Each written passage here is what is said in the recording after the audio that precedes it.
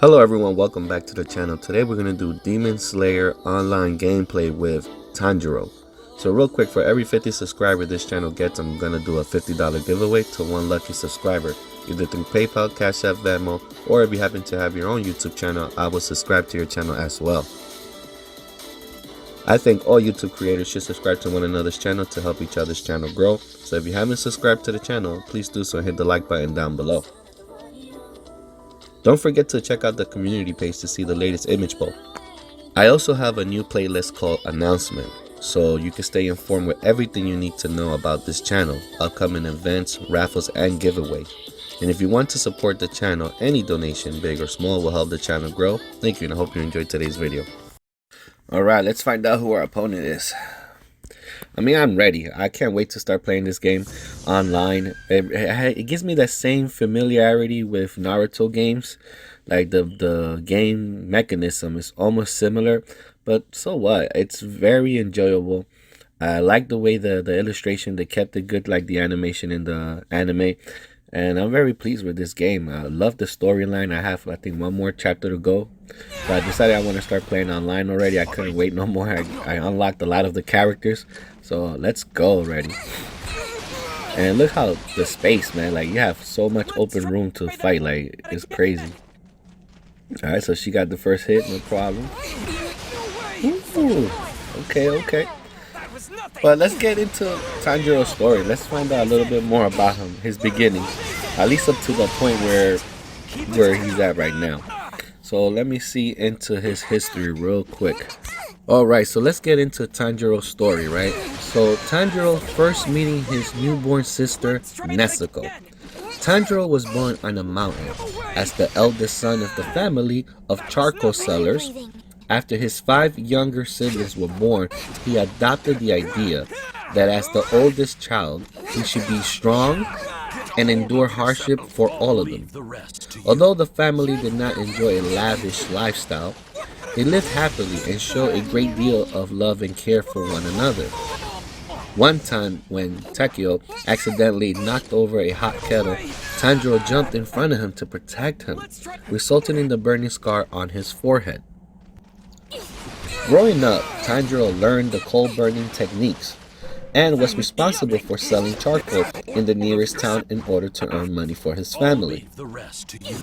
He appeared to frequently in the town quite often, as the civilians there easily recognized him and regularly asked for his help.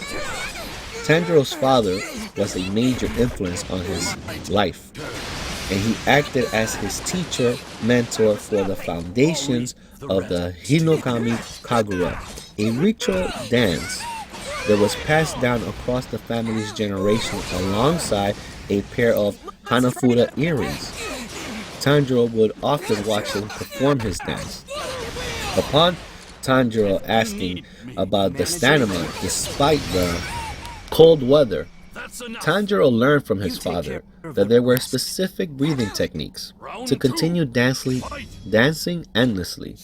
When Tanjiro grew old enough to dance in place of his weakened father, he learned that the correct techniques will allow him to blank his mind and enter a plant-like state and gain access to the see-through world. A young Tanjiro talked to his father about the Hinokami Kagura. Before Tanjiro passed away, a night with the threat of a hungry bear prompted him to show Tanjiro the state in action. Tanjiro was frightened at the sight of the predator, but his father quickly killed it with his axe. Upon entering the state, Tanjiro's ability shocked him, and Tanjiro made sure to remember the events. Soon after Tanjiro's pass, the Tanjiro's younger siblings began treating him as their father figure. So the final selection arc, during the Taisho period, Tanjiro lives a modest yet blissful life in the mountains with his family, consisting of his mother and 5 younger brothers and sisters. Tanjiro's original appearance on a snowy morning, Tanjiro prepares to leave for the nearby town and sell charcoal in preparation for the new year. However, his youngest sister Hanako Kamado and brother Shigeru Kamado holds him back. begging for him to bring them along. Their mother intercepts and tells them how Tanjiro wouldn't be able to carry them if they were tired. Upon hearing his family's conversation, Tekio Kamado also expressed disappointment and stated that how he was initially hoping to cut wood with his elder brother that day. Tanjiro bids them farewell and starts making for the town. He quickly encounters his sister Nezuko Kamado, who is carrying their youngest brother Rakuda Kamado. Nezuko comments on their siblings' attachment to Tanjiro and sees him off. Upon arriving at the town, Tanjiro holds a friendly conversation with the townfolk, and some ask for his help to perform errands. After spending the whole afternoon in the town, Tanjiro begins to make his way back home. But suddenly he stops by a man named Saburo. Saburo requests that the boy stay at his house for the night and warns him about the dangers in the mountain. Although Tanjiro tries to deny the offer, Saburo sometimes continues to push him and emphasize that the demons are active during the night. Tanjiro finally relentlessly listens to Saburo and talks to him about the demons as he falls asleep. When Tanjiro makes his way back home the next day, he returns to see an unconscious, wounded Nezuko lying in the snow and shielding Rakuda with her arms. Devastated, he realized that the whole entire family has been slaughtered except for Nezuko. Tanjiro picks her up, and while attempting to carry her to the nearest doctor, he discovered that she has been transformed into a demon, and she promptly attacks him. Now it says here, Nezuko's attack on her brother. Can you imagine you just carrying your sister and she just turns into a demon after she's brutally wounded and seeing your whole family dead? Like, it's crazy. It has to be one of the most craziest thing that could ever happen to anyone. Just the loss of his family, the mental state that he has to be in that moment. Like, so crazy. And not obviously that we would wish that on anybody, but that's what just makes the story so compelling, because that fear or knowing of what that poor guy is going through right now is so immense. Like, I don't know, I love this story, but that has to be one of the tragic background story have I seen in an anime character. Yes, have there been more worse? Of course. But for this new anime, for me, it's like, damn, that's just like, whoa. Alright, let me continue reading. Alright, I mean, that was a good match. Let's see who our next opponent is going to be real quick. So, let me come back to the story. So, it says here, Nezuko attacks her brother. Tanjiro struggles to fend off his demon-turned sister and is overwhelmed by her strength. Narrowly managed to block her attack with the handle of his hatchet. As Nezuko begins to grow in size and overpowers him, Tanjiro internally apologizes to his family for the suffering they must have felt during their last moments and begs his sister to retain her humanity. Upon hearing her brother's words, Nezuko begins to cry. The siblings are suddenly interrupted by the arrival of Ginyu Tomioka, who attacks Nezuko from behind, only for his attempt to fail when Tanjiro moves her out of the way. Recovering quickly, the swordman asks Tanjiro, why is he protecting this demon? He desperately replies that this creature is his sister. Looking at the maddened Nezuko, Ginyu questions his statement before swiftly removing the girl from her brother's grip. As Tanjiro calls out to Nezuko in alarm, Ginyu tells him do not move and state that it is his job to kill demons.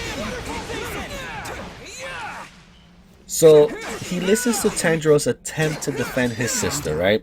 And he explains their current situation. As Tanjiro expresses his confusion with Nezuko's transformation, Ginyu comments that her change is simple to explain. Any open wound bathed in demon blood causes the person to become a demon themselves, thus increasing their overall numbers. Tanjiro exclaims that his sister hasn't eaten anyone yet. Oh wow, this guy really just quit Wow. I'm sorry, that's not part of the story. I'm talking about the game. Wow, he didn't want to finish the match, but he's just gonna quit like that. Whatever. Now, let me continue reading. Ginyu reminds him that she had just attacked her previously and bluntly tells him that there is no way to cure a person once they have turned into a demon, despite Tanjiro's plea to the contrary. As Tanjiro continues begging for his sister's release, Ginyu brings his sword up to Nezuko's throat. Tanjiro then bows before the swordsman and begs him to spare his sister's life. Ginyu growls angrily and yells that Tanjiro has no authority over who lives or who dies, given he was too weak to protect even his own family. He labels all his talk about finding a cure for his sister's condition and his family's killer as ridiculous, since neither he nor the Demon Lord would have any respect for such a miserable display. Ginyu demands that Tanjiro prove his dedication to protecting his sister by drawing his axe. While Tanjiro hesitates upon hearing these words, Ginyu slightly encourages him to find the resolve necessary to accomplish all of his lofty goals and he had placed upon himself. He then stabs Nezuko in the chest, causing Tanjiro to throw a stone at him in fury. Ginyu knocks out Tanjiro. Ginyu blocks the stone with the hilt of his sword and avoids another one of the projectiles as Tanjiro charges at him empty-handed. Seeing the attack attempted as only a simple act of emotion, the swordsman angrily drives his hilt of his sword into Tanjiro's back, knocking him out cold. Staring down at the fallen boy, Ginyu realizes his opponent's hatchet was missing, and he looks up to see the weapon spinning towards him towards the air, narrowly dodging it. He muses over Tanjiro's clever strategy and realizes the boy's plan was to defeat him with the flying hatchet after he was knocked out. Distracted, the swordsman is attacked by Nezuko, and he dodges backwards from her kick, cursing himself. Ginyu watches as the girl reaches for her brother, certainly that she was going to devour him. To his surprise, she instead stands protectively in front of the vulnerable body before charging at him in rage.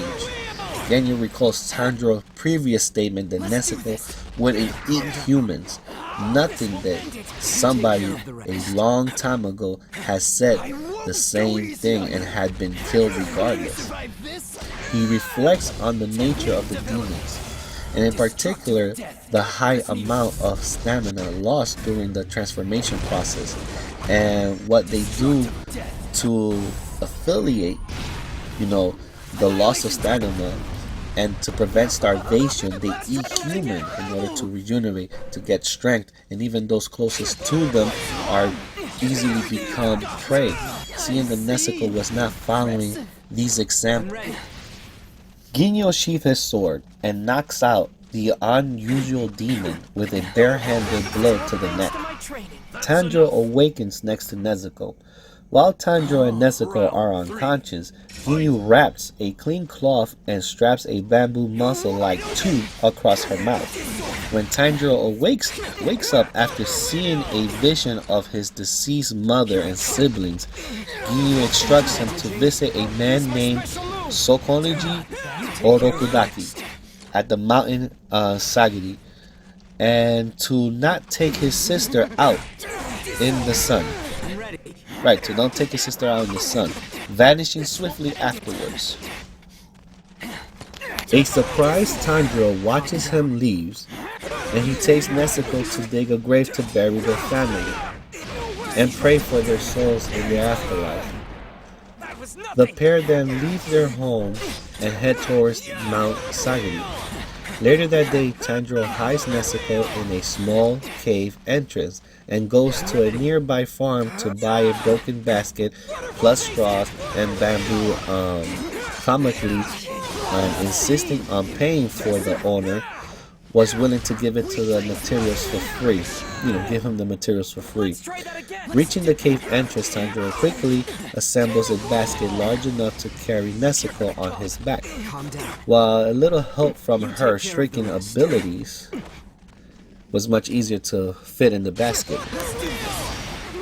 Nearing sunset, Tanjiro is told by the villagers that to reach Mount Sagari, he would need to pass through the previous mountains where people were disappearing. Unafraid, he ignores the warning and encounters a way station with lights and immediately smelling blood. He goes inside to check in case there were harmed travelers. But instead he encounters a demon feasting on 3 humans he had just killed. When the demon noticed them, he sensed something odd, but nevertheless jumps onto Tanjiro and tries to strangle him. Nezuko avoids her instincts to eat human flesh in front of her and kicks the demon's head off, saving her brother's life. Tanjiro fights the temple demon's head, right? That's where we are at right now, when she kicked off the other demon's head off by killing it. Now it says here, even without a head, the demon still commanded his body to attack and grows a pair of arms and its head, much as to Tanjiro's shock. As the body furiously attacked Nezuko, Tanjiro headbutts the head twice in order to get an opening and pins him to a nearby tree. With the half of the demon restrained, Tanjiro goes to help Nezuko by tackling the body of the demon and throwing it off the cliff. Although Tanjiro's nearby